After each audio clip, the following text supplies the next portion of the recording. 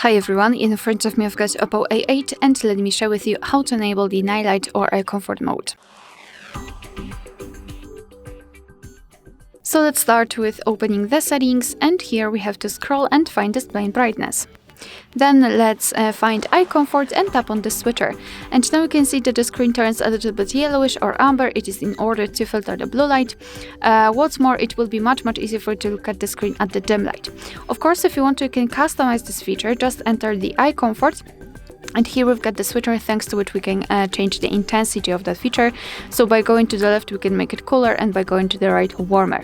Of course, set it just like you prefer. Here we've got also display effects, so we can display the color normally. Of course, it will be affected by the eye comfort, or we could display everything in black and white manner. As you can see, everything will be monochromatic.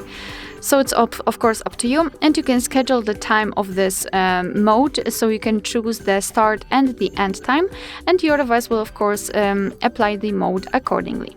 So this is the manual customization of eye comfort, and of course if you want, you can have much faster access to this option.